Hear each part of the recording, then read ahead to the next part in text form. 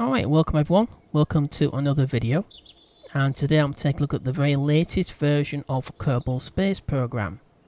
I'm also taking a look at the very latest DLC offering, the second DLC offered from Squad.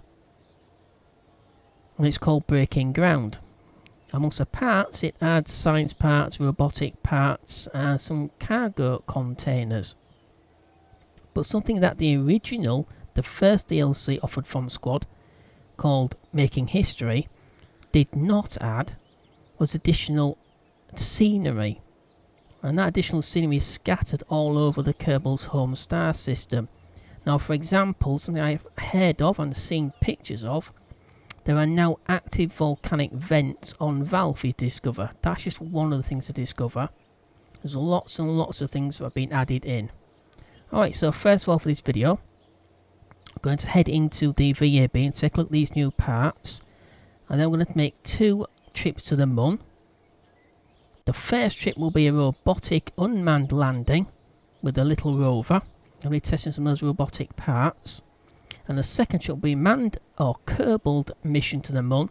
We're going to be deploying some of these special scientific parts, some of this equipment which can actually deploy and have to be deployed on the surface of a planet or a moon. So let's head into the VAB and take a look at these new parts. Alright, so we are in the VAB. Thank you, Werner. As you can see, I've got Making History already installed. We've got the historically based Kerbalized parts of the Soviet space program. So here's the Vostok and Voshkod ballistic capsule. We've also got the Mun excursion module, which is based on the Apollo's lunar excursion module. That's nice, I like that. Alright, but first of all, in Breaking Ground, we have the robotic parts. So here we can see, I'll show you the different skills. So we've got the hydraulic ram. No, that's the one. So if any of you are familiar with Magic Smoke Industries Infernal Robotics, but you're not being able to get that to work, this is probably the DLC you will want. Now, this is the smallest scale and it's still quite large. So some of you may want to install Tweak Scale, which allows you to change the scale. So we've got the largest one. Now, something that's very interesting is that we can see that these are not just rescales of the same model. You can see that this has got a single hydraulic sleeve, whereas this has got 3.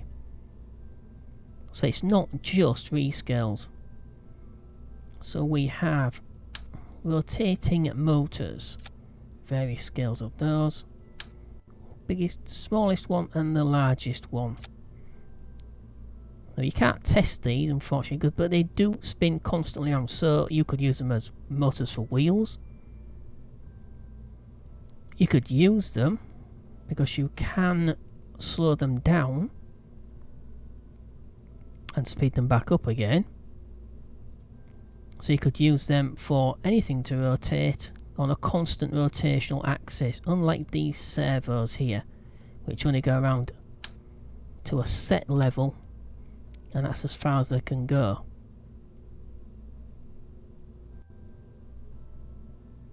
But you could sort of build a, I don't know, maybe a rotating space station with a gravity ring with the motors. So we have the hinges. They are surface attachable as well as node attachable as well. But even if that was the case, you could just add in editor redux, editing tools redux, which lets you surface attach anything by switching surface attachment to on any part that you want. Alright, so we'll test that. So you can see how easy they are. Already seen that. I've only got one single example of this particular part though. Let me see if I can actually get it to attach properly. There we go. Yeah, so you only get one scale of this particular type of hinge. I don't know why. I'd have liked something smaller, which is why I would myself install tweaked scale if I was using these DLC parts. Okay, now for the Cal 1000 controller. So if action groups open,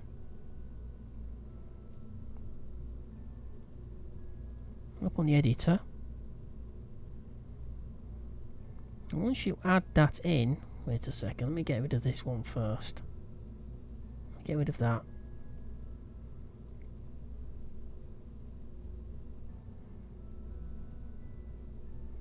So have a target angle.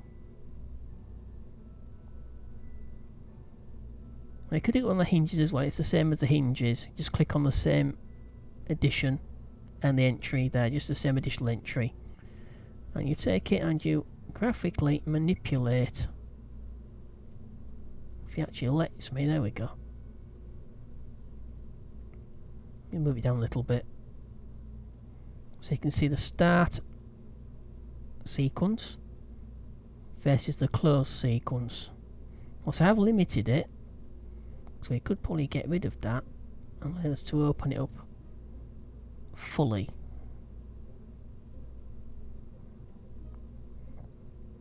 I don't know if it's cladding with that, but it don't matter, just for the test. So open it fully. So that's obviously the limit as to where it starts the sequence. And this is where it ends the sequence.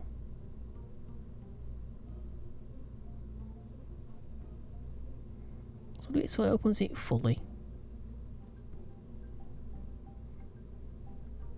It takes a full 5 seconds. You can actually extend that, so it takes well, as basically as long as you want it to take.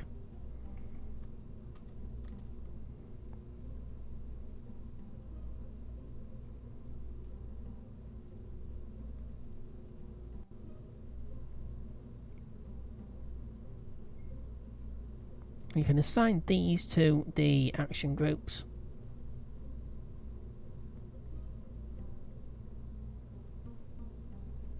So click the toggle hinge. If you set it to toggle, you can just keep clicking 0 on your keypad, which is obviously group 10, custom number 10, and it will just repeat that sequence. Of course, we can remove that ourselves. That is loop, that is reverse.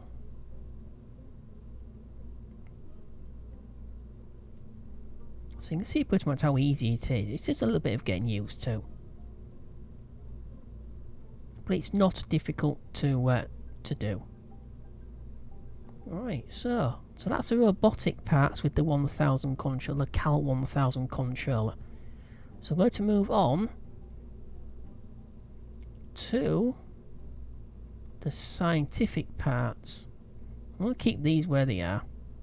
Makes no difference, not in my way really. Alright, so we have 3 robotic arms. These are scanning arms. So we've got the light version. I'll put it there. So that's the smallest version. Obviously it's on its side, it's on a 90-degree angle, so used to scan the environment from your rover. So we have the next version. Is that a large version? Yep, that's a large arm. Sorry, I should have started with the right, so we've got the medium one. So that's a medium size. Now these are just rescales, you can see that.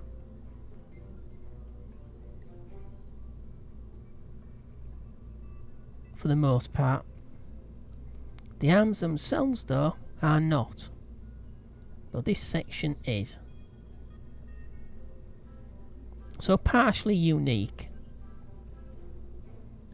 And of course got the large one. Oops, it is. Okay, I'll leave that alone for a second. Again, Just a test sequence. Of course, if you're going to add this to your rovers, you have to make sure that they're actually clear of the main body of the rover. So probably up on like a little pillar, a raised surface above the rest of your rover. So you can see that is a unique arm. But some parts of it are still just rescaled.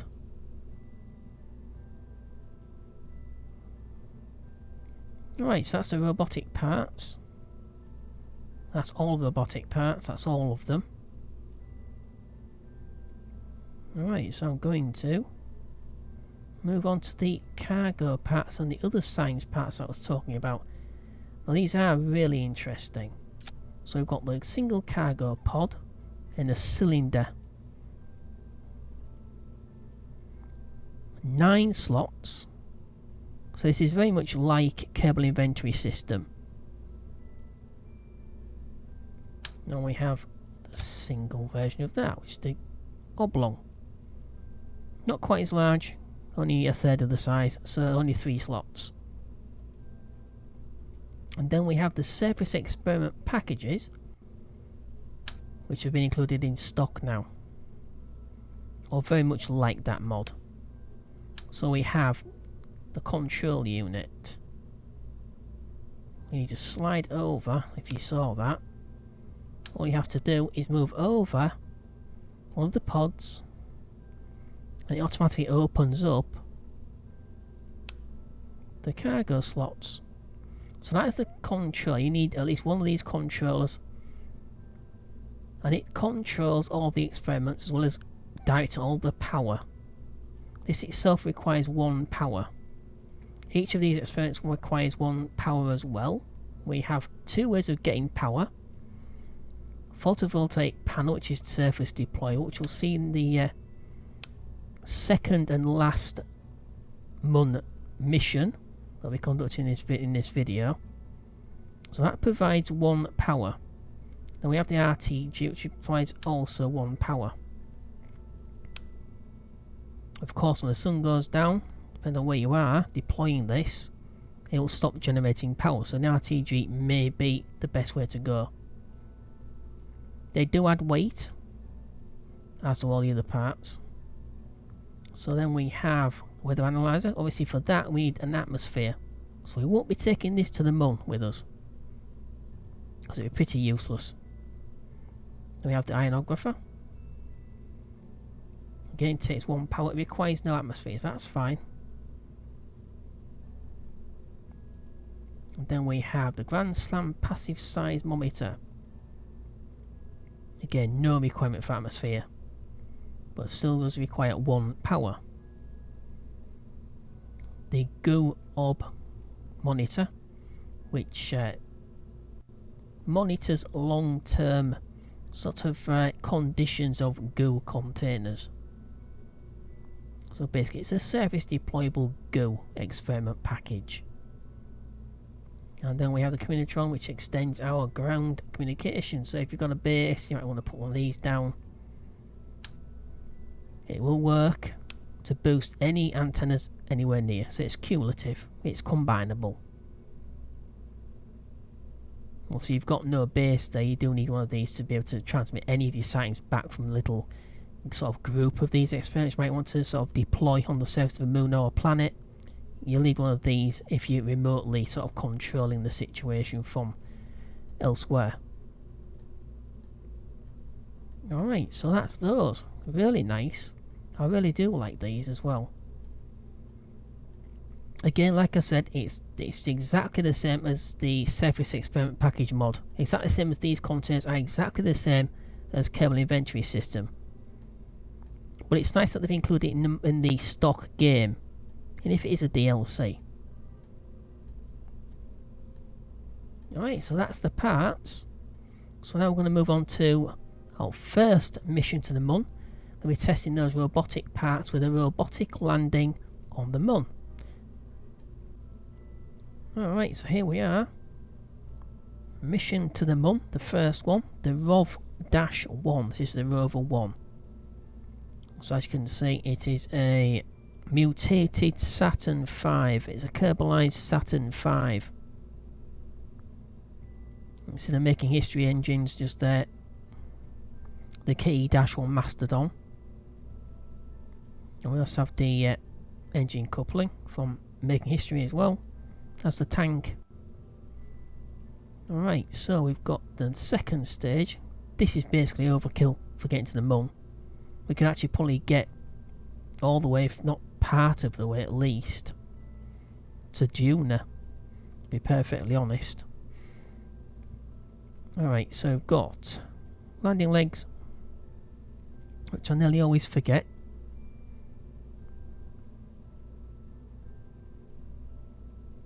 And we have the rover itself. I'm hoping this decoupler, it is on 0 force, but sometimes they still fire things off, so I'm hoping that the rover doesn't go shooting off. So I'll probably lower this ramp after we've decoupled the rover, just so if it'll bounce off there, just in case it goes firing off forwards. We've got one of the light scanning arms, a couple of batteries for the rover itself. We've got solar panels and the comms antenna attached to an arm. These are sequencer programmed, so when I tap 0 in the flight scene, it should open these up, as well as lower the ramp as well, but we shall see. So we've got the search lamp, we've got some additional science parts just there. So obviously we're lacking, as I showed you in the robotic parts, we're lacking some really small parts. So like I said, tweak scale. If I was to play this, which I will be playing a full playthrough of this version with the 2 DLCs and some choice select mods, which I'll be starting on very soon. I haven't played stock for quite some time, so I've been playing Amazing Overhaul with real solar system and realistic progression, and it tends to make you want to build something very, very large and complete overkill, which is what I've done here. I've already said that. Alright, so like I said, I want to keep this as stock as possible. Well, actually it is purely stock. So if I was to play this, as I will be, I'll definitely be using tweak scale on these robotic parts, because they're just not small enough to do these type of rovers any justice. But it will do for a test. Right, so here we go then. 3, 2, 1.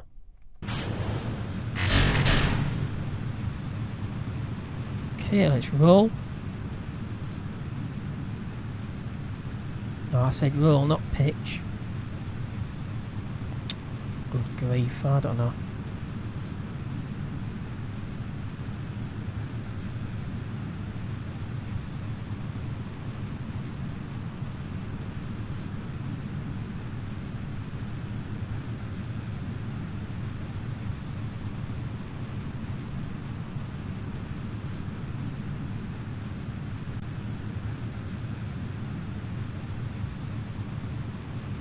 Get to about 80 degrees on pitch and then hold. Oops, there we go. I've got something else. The manoeuvre node down here, which gives you some really nice extra information. So you can see exactly where you are without having to have Kerbal Engineering Redux installed, which is really good. They've added that into the stock game.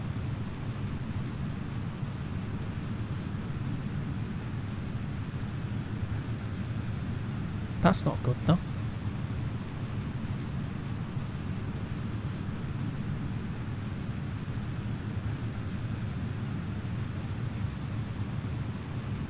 That's fine, I saved it.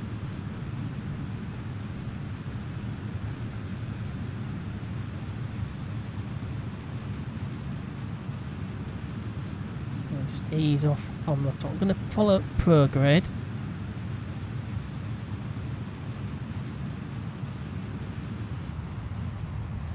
Just ease off on the throttle.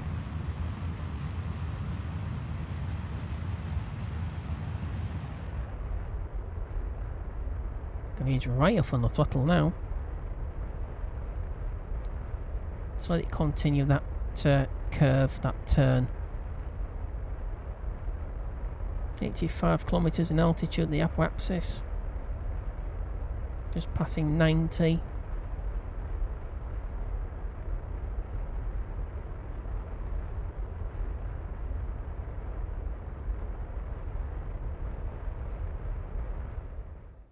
Let the first stage go. Got about 2 minutes. Yeah, about 2 minutes and 30 something seconds before we get to the apoapsis.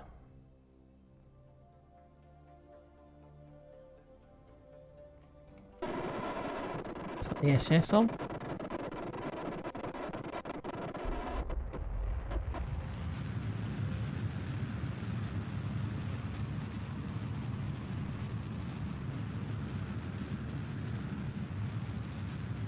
About a 2 minute burn. We have 4 minutes or so that's fine. Alright, so I've separated the little spacecraft, but it's not that little. The spacecraft itself from the booster, the second stage. I've got rid of the cowling around it as well, the shield around it. Unfortunately, we're a little bit too close now, so we need to slow down a little bit. Now the problem is, with this up here, if you enter the map mode, it disappears back. That's the only problem I've got with this. So as soon as I try opening docking mode again, it goes back to that. So you can't really use your RCS with the mapping actually up on the screen. So basically it's best guess. So I'm going to lock to the manoeuvre node. Well, prograde I should say. Because we're using RCS, there should be no problem with just reversing the thrust.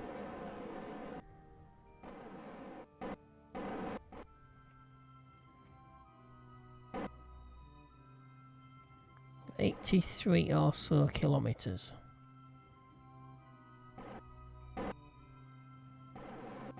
Try a little bit closer. 64, that's as close as I'm going to try to get it for now. You can get too close, and then it all tends to, well, you know what. That's something you have to be careful of when you're mounting a rover in this configuration, as in this attitude, to make sure that you are controlling in the correct direction.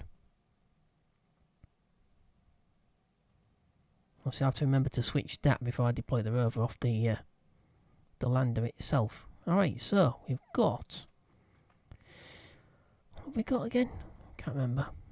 2 days, 1 hour, 46 minutes before we intersect with the moon. The Mun.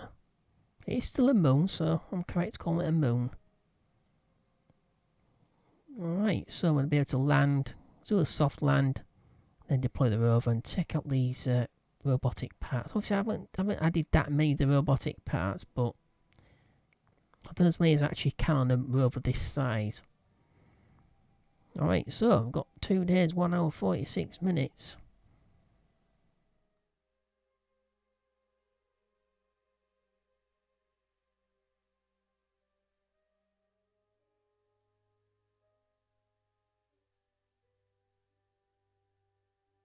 Okay, I forgot basically I was out of control, so I couldn't burn here anyway. But we can burn now. Yeah.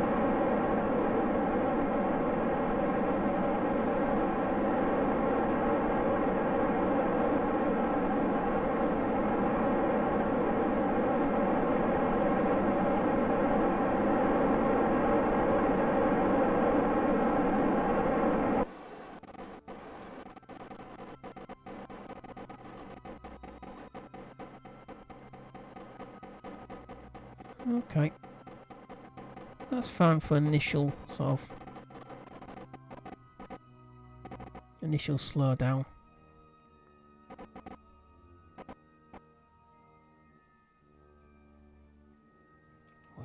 do need to... So you need to bring your lateral velocity down, otherwise your surface or cross-surface speed, before you start to come down vertically. If you've got movement laterally, you've got problems.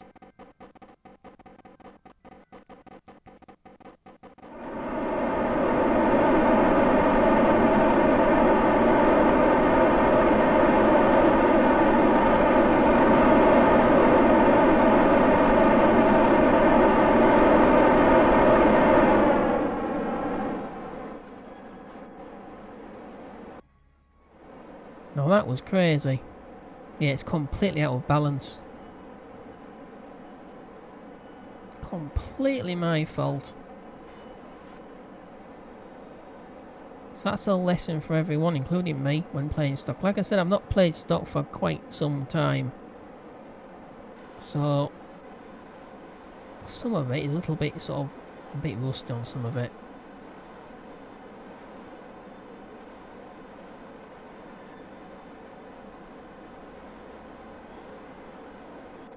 So we need to kill that lateral speed.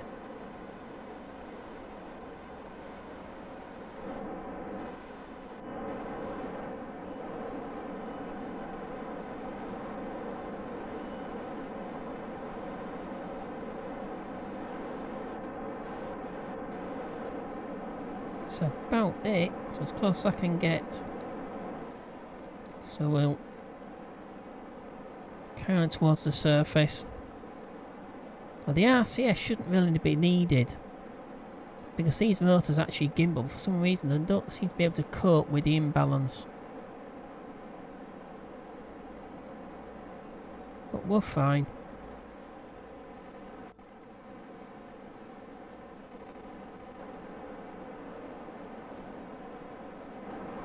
Let's bring it down in speed.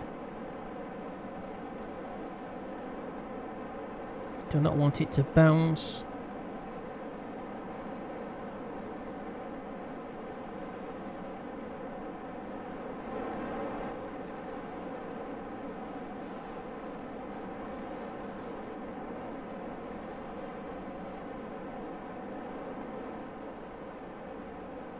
Tell it to hold attitude.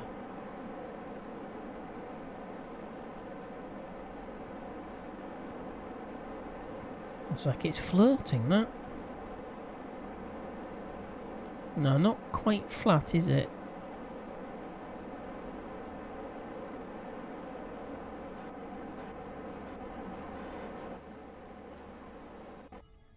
Alright, so we're down. Phew. Yeah, it's very hard to find someone that's actually flat. It looks flat from a distance, and then as soon as you start to approach it, doesn't want to be quite as flat as you wanted it to be.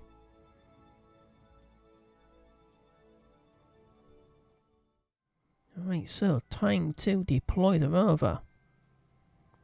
I'll just store that for a second.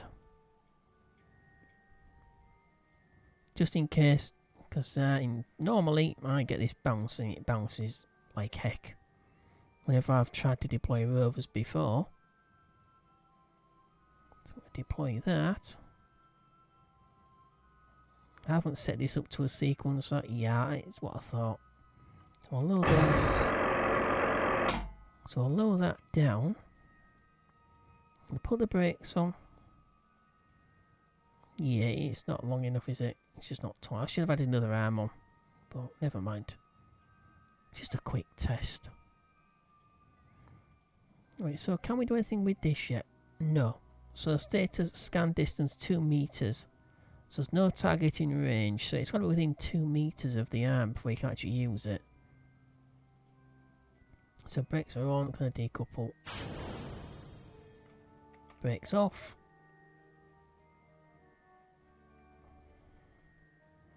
Brake on, brake on. Oh, there we go. Managed to do it. Alright, we've got the brake and let's spin round. We'll deploy all these bits. So they are on the sequencer.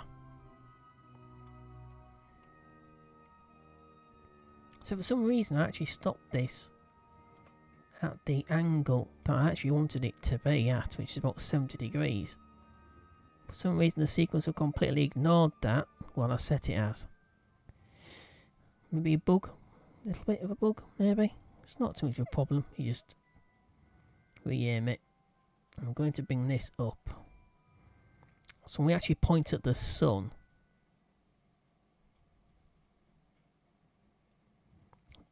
this solar panel is going to be sort of facing the sun directly, which there's no sun to be had. Of course it's over there.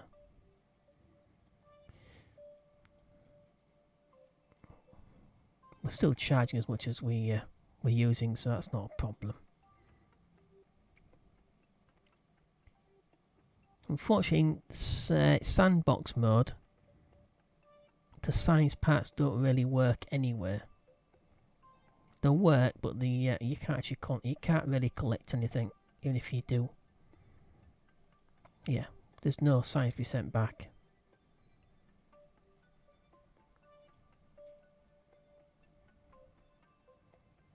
I've got quite a large crater over there,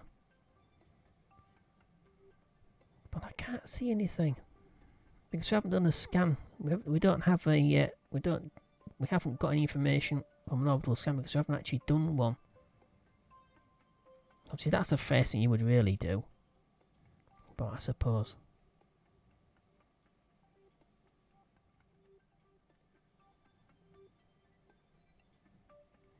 Yeah, I don't think this is scannable. We are within 2 meters. No. No, it's not really, it's not a scientific sort of curiosity. Oh well. Never mind.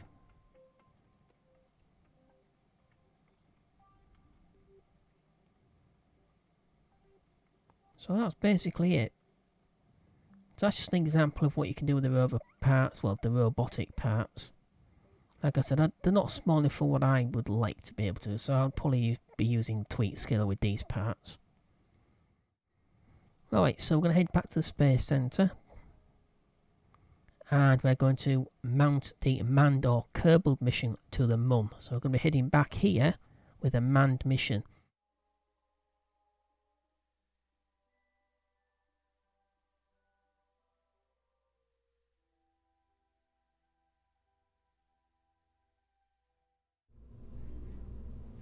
Alright, so back in the VAB. And this is the Munar excursion module. It's a 2-stage lander. Just like the Apollo missions used. So we've got the decoupler down here, which is... yeah, so there we go.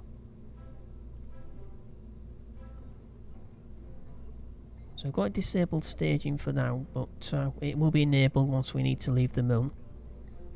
We have no docking port right now. Especially if there's only one docking port actually fits, that's the Clampetron Junior. But it doesn't fit too well for the actual command pod itself, which is this one. But I managed to get it to sort of fit together. Right, so we are taking some surface experiment packages. That's what I'm going to be calling them anyway. Got the control unit, ionographer, PD22, and a grandstand passive seismometer to put your teeth in before trying to announce that one. So we need 3 types of power. We need 3 lots of power. So I'm including 3 RTGs. Alright, so we'll see exactly how these deploy. So we've got the ladder, we've got the antenna. Show you the rest of it, we've got plenty of fuel. But we have no way of recharging those batteries. None. But hopefully it won't be a problem. Okay, so I'm loading the rest of the Kerbal spacecraft itself and the booster. Okay, and here is the Munar excursion module in its fairing. Can pull back a little bit. There we go. So the command module at the top, Service module under there, we've got 4 fuel cells, 4 separate fuel cells providing enough electricity, not far more than we actually need. Got the RCS, I've got this disabled, so it'll be drawing off the batteries in the service module. So those resources are purely for re-entry. Right, we've got the 3rd stage, or M, is it? It's Munar trans-lunar injection, isn't it? So it's MTLI, or TMI, trans-Munar injection stage. So it's a little bit low. It's not quite full. It's about, what is that? It's about a third. So it's about a third off being full. That is purely because I'm not using any mods, and this is rather weak. You can have this, it basically can break in half. So I've got the struts here, I've got auto strut settings for heaviest part, rigid attachment is on. So yeah, if you try building something this size in stock, you're going to have problems. So obviously with a modded install I'd use something like Kerbal joint reinforcement, but it shouldn't be necessary. So we've got the 3rd stage I just showed you. We've got the 2nd stage. Well, it's 5 LVT1 LV-T 30. Can't read there. Reliant liquid engines. So we've got 5 of those. We have the RCS. Now these RCS aren't the same as standard sort of hypergolics or monopropellant. These actually feed off the liquid fuel and oxygen. So they're not, that's purely for roll control, just in case we need it. And we have the 1st stage again, just like the last boost that we used for the unmanned Mun mission. Exactly the same, 5 engines, the Mastodons. Exactly the same. Alright, so I'm going to head out to the launch pad.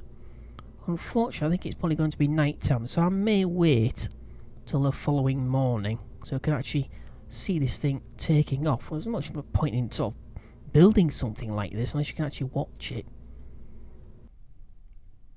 Alright, so it's very, very early morning. It is just coming up to dawn. So I waited till the next day.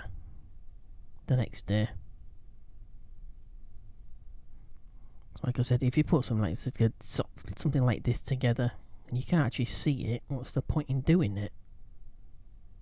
Okay, SS is on full throttle.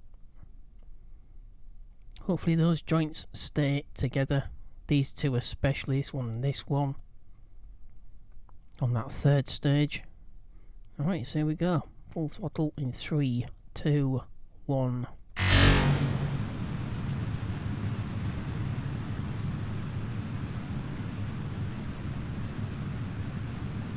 Okay, roll maneuver.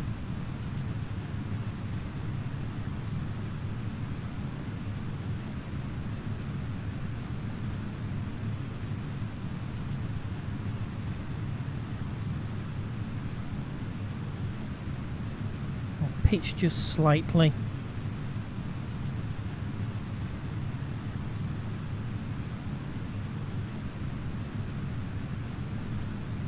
Just sort of from going that way. Pushing that direction. We will be throttling back a little bit because this is going to be at 1.3. I don't want it to go much above 1.5 if at all. So I'll throttle back about now.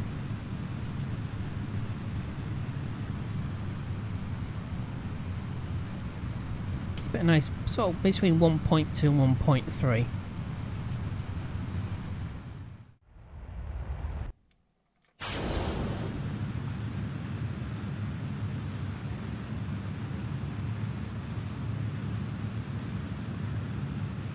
So I'm going to hold the 2nd stage at this attitude. Just going to remove that. That is the actual port itself, the docking port. So I'll remove that from the staging now. 45 seconds projection ahead on the apogee. Now it's 44 seconds. So we're going to hold the second stage at this attitude until we start to gain on the apogee again.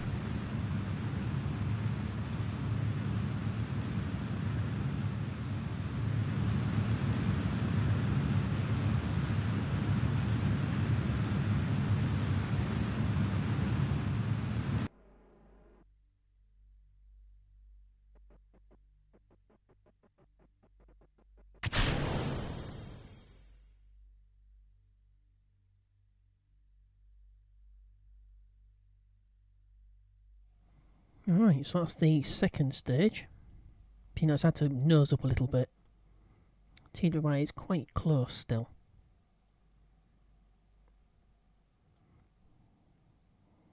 Alright, so obviously Jeb, as you noticed, was enjoying that launch. So we've got 20 seconds, so we'll go now.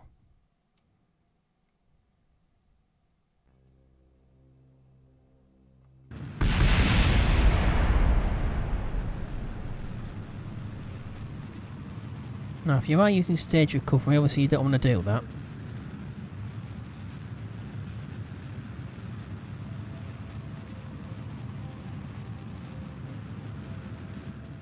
So that's 100 kilometers at the apoapsis. So we'll wait another 3 minutes, 36 or so seconds, and we'll boost the periapsis up to about 100 kilometers. Then we'll plot the TLI course.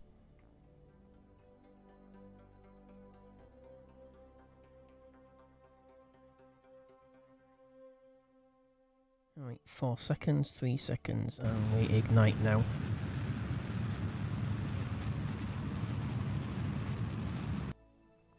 Alright, so 105 by 100 kilometers, that's fine, that'll do. Let's turn that off, RCS off. Just going to activate the antenna. Alright, here we go. It's only a very quick burst. Just to match the phase with the Mun. 3, 2, 1.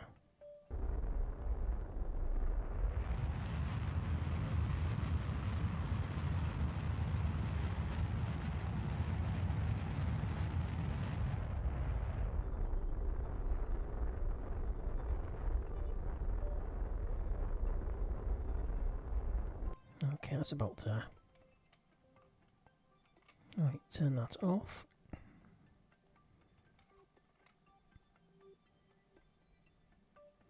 Alright, let's try that again. Should be far enough ahead.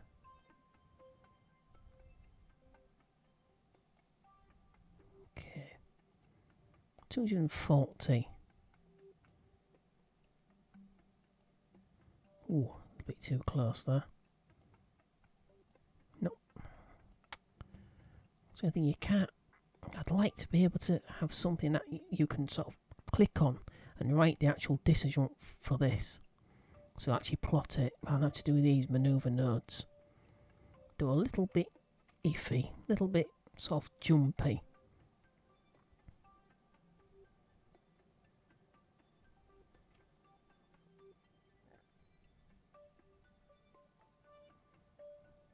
Alright, so one maneuver. About 2.5 minutes. Alright, about 15 seconds. 839, we have 2,200 plus, so we're not a problem.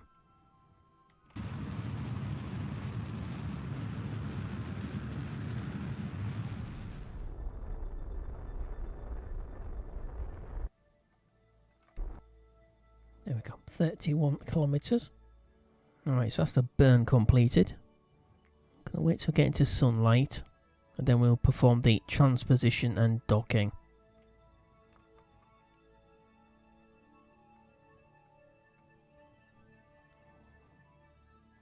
Let's disarm this engine. We won't be using any of the main engines for a while now. Alright, so let's wait for daylight. Alright, so in daylight, I'm going to go ahead and let the fairing go first. going to select control from here.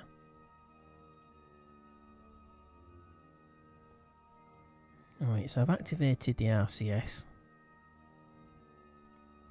Let's activate docking mode. We're going to be in linear mode anyway, so it makes no real difference.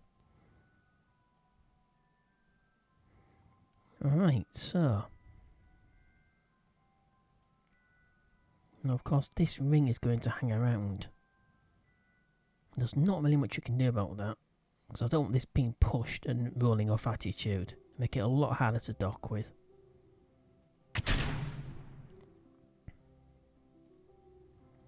So we're going to move forward at low power.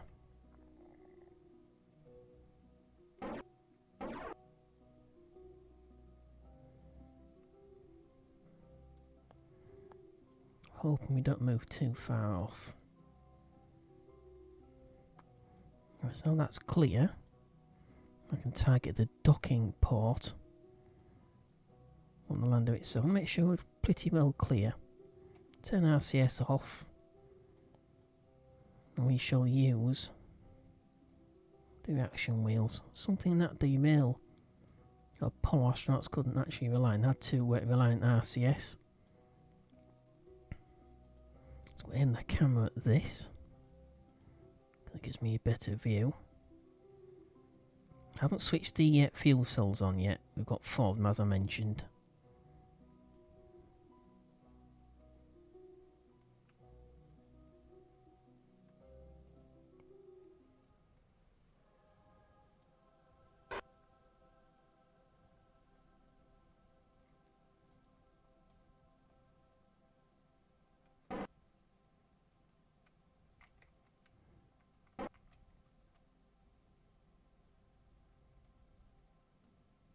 Yeah, definitely could have a problem. No, we didn't. Yep, and the ring is still there. Now, the magic thing about this is that right now it's there. But when you walk forward, it performs a magic trick. And somehow this ring is then over here. Or sort of laterally moved. Don't know why. For some reason I think warp turns off physics on certain objects like debris and things like that.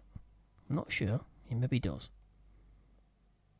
It's something to do with the timing of the physics engine. You're selecting out with the graphics engine. Alright, but that's the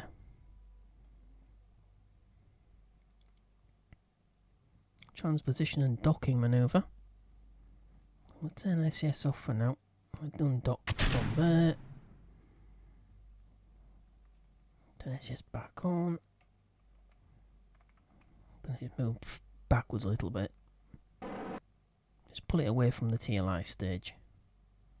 Right. I want to arm the motor. So throttle is down. That is the correct motor. Okay, it's armed. 23 seconds. 20 seconds.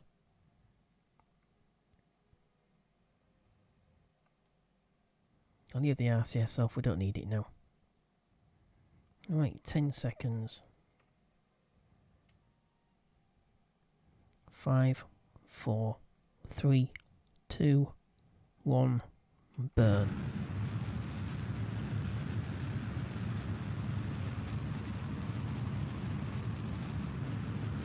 Five, 4, 3, 2, 1.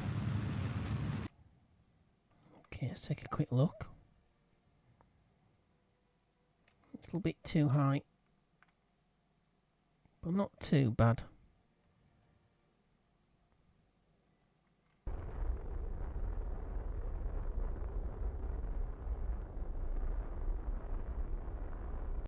So I'll leave it at 29.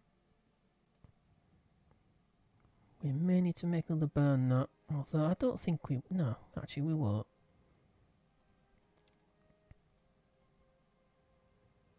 No, we should be fine. Here we go then. Let's switch to control from to here, but we're going to do that first. RCS is enabled. Going to lock all the resources except liquid fuel And oxidize, and yeah, we need monopropellant. We do have some stored here. So actually I'm going to lock that. So let's keep these 3 resources in the cabin for the ascent stage. I'm going to control from here. I'm going to aim the camera.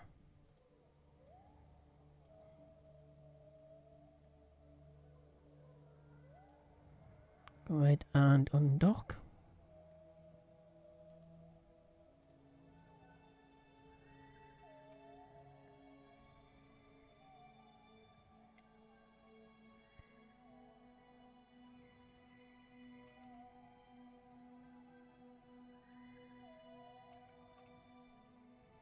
SS is in low power. I'll put it into linear mode. We're going to try and move away.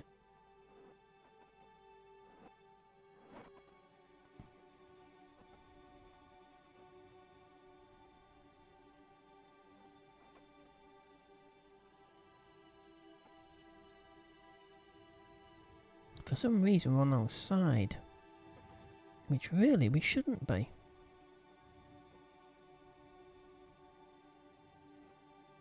Ah. Then yeah, oh, I see, okay, alright, never mind.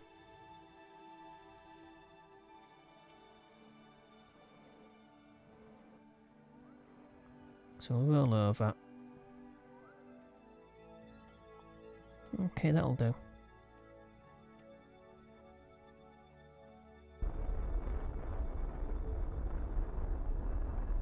So I'll go collecting the command module on the nose. Alright, see you later, Jeb.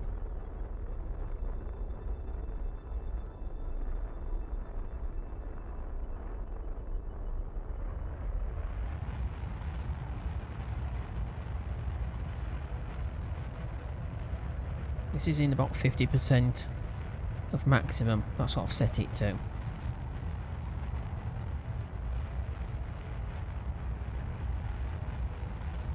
So we'll stay on the horizon and kill any lateral velocity we have.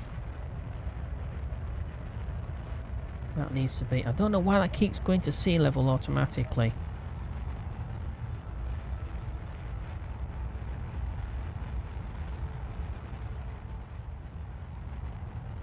Alright, ready to throttle down in 3, 2, 1. Let's throttle down. Go to retrograde.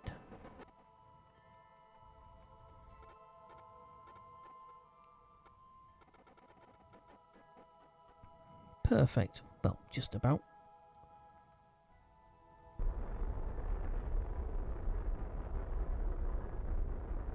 So when we're descending, we're going to keep this red line to the left of us.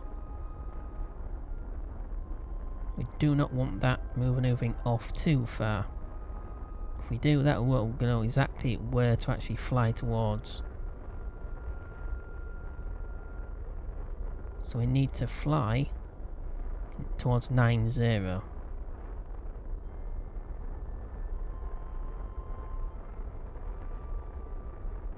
550.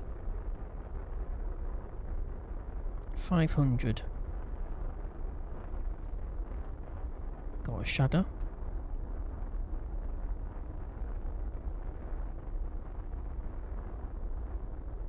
Down a little bit. 300. 300 past.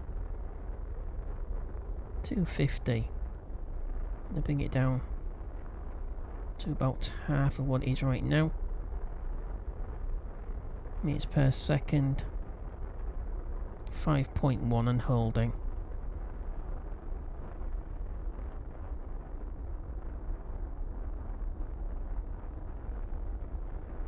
.100 meters. Switch to attitude hold. Oh my god, it is a bit of a bounce, isn't it?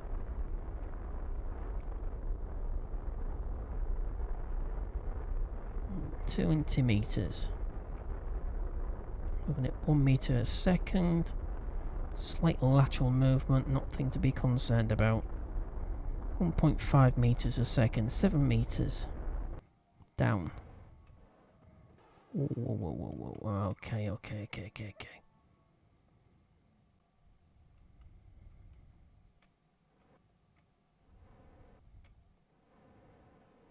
Yeah, we seem to have a slight physics problem here. We seem to be bouncing. Yeah, looks like those gears have been sort of stuck in slightly. So to get rid of that, go rid of the motor. Okay, motor is disarmed. Let me just do a little bit of a jig like that with the undercarriage. Alright, so that's that. We are down on the Mun's surface. Bring that out of the way. We don't need it. We've got plenty of light. I just put that on just in case we had a few problems with light. Alright, extend the ladder.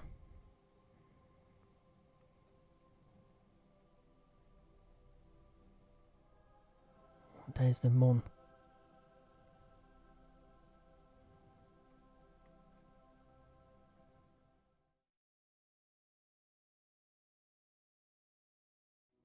Alright, let's get this show on the road. Alright, Bob, you're going to be first. Actually, no. No, Valentine's going to be first. Okay, down you go. You there, dear? Whoa, what? You alright? I've no idea why she did that. She must be very happy to be here. Yeah, that seems to be... Every time you sort of switch characters, Kerbals, or vessels, it seems to switch back to sea level mode. I love the new animations as well. They're really good. But we'll probably see some... We don't need to hang around for those. Okay, so which is which? Can't remember which side we had the RTGs on. Regardless. Oh, that's fine. Okay, so what you do here... Is that the same as the cargo containers? When you pass an object over that can be stored inside the cargo container, it pops up its cargo inventory. I don't know what she was doing just then. So you can see you've got one slot. So we just take one. Pass over the Kerbal. And then store it there. Easy. Don't need lights on, do you? Yeah, for some reason when they're carrying something though, they sort of change to this sort of accelerated jig of a walk. I don't know why that is. Put it... Need it to be in a flat surface though. Is there any flat surface anywhere around? There isn't really, is there? Okay, we'll try over here. I won't go too far away.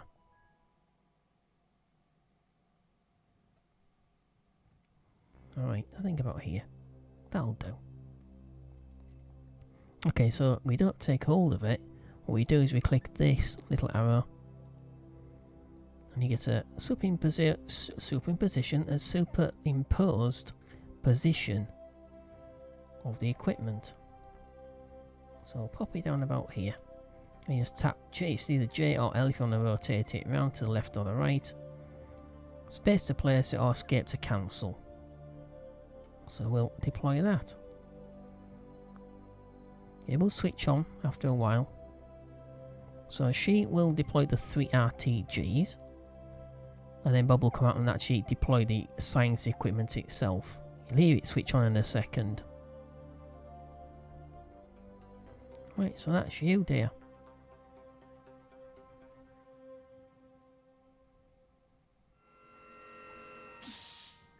That's the third one.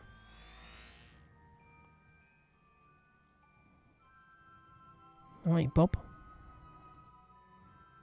Whoa, what you doing, man? I don't know.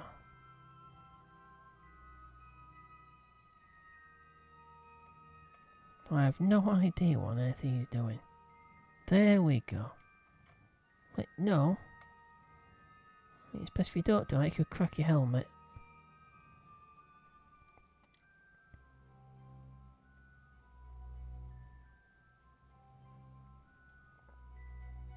Right, so we'll do the control unit first. Pubodobodine Experiment Control Station. So we'll do that one first. We'll put that in the middle, so I know we're going to be sort of 20 meters away from any of those. So if we put it over here, you know what he's like. He'll start complaining this experiment over here. When we plant it, it'll be too far away.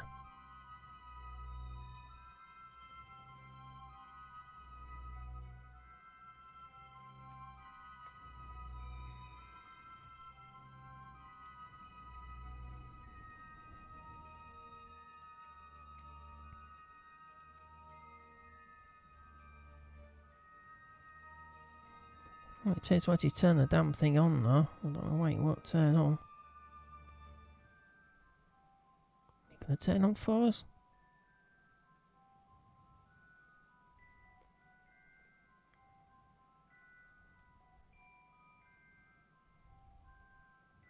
I don't know what he just saw in his hands. Oh, there we are. Nice. Alright, head back.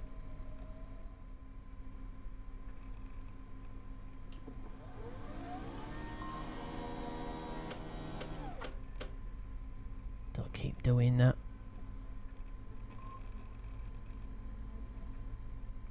Right, so 100%.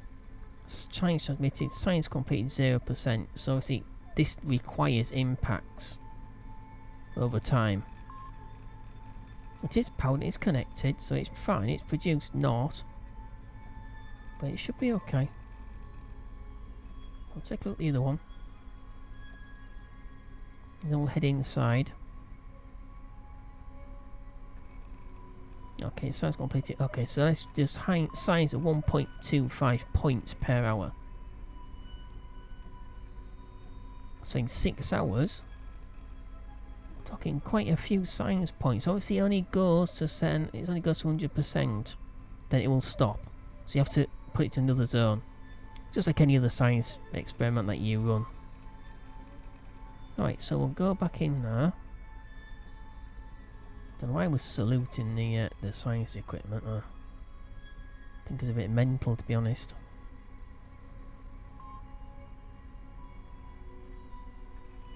Okay, grab that, Bob.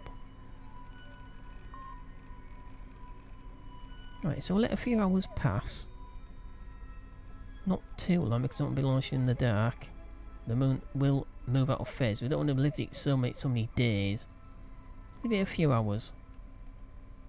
Just over 2 hours have passed. I'll check these experiment packages out. So Bob will EVA again. Whoa, easy there. We're knocking the lander over now, do we? Alright, so we'll check this one first. We'll check the seismic experiment first. Although something tells me it didn't seem to be gaining anything. So see, I don't know where you have to actually plant it. I think maybe an active, volcanically active planet maybe? Or moon? No. No, science complete 0. Science transmitted obviously 0. Science raised 100%. So either that's a very, very long time, sort of a long-term experiment package, or it needs impacts. So we'll jump up in the air, even though there's no air. No, I think it's probably long term. So we'll check the other one out. That was 1.25 P, which is percent I've figured out. So, yeah. Yeah, 3.11%. So it's about 2 hours just over. which is about right, 1.25% per hour. So it take about 100 hours, 125%, so it's quite a few days, quite a few Kerbal days. But that's something you can sort of plant in the field and then just leave it and it'll gain your science, and you can come back to it, move it to another biome, and it'll carry on all by itself, as long as one of these is nearby, and it's powered of course as well. Com up first, stop distance, yeah, so we've got no communications either.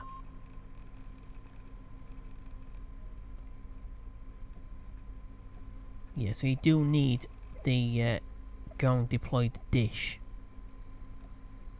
with this, otherwise you can't transmit anything back.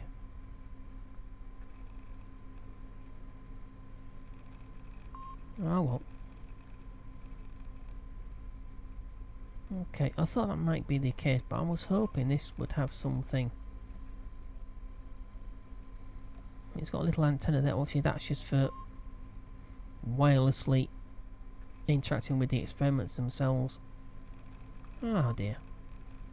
Well, they look nice. The RTGs do look good as well. They really do look nice. Alright, so these are going to be heading back home. Alright, so thank you for watching. Hope you enjoyed the video. Hope it's informative, whether you want to buy the DLCs or not. As I said, this is part of the Making History DLC, the Munar excursion module. So's the engine, I think, as well. Alright, so once again, thank you for watching. If you enjoyed it, don't forget to click like on the video. Don't forget to comment. I don't moderate my own comments. I'll hand that over to someone else now, but it does get to me. If you've got a question or comment or whatever, you know the drill. Don't be put off by the fact it's unapproved only. That's need to stop spam. Alright, so thank you for watching again, and take care. Bye bye.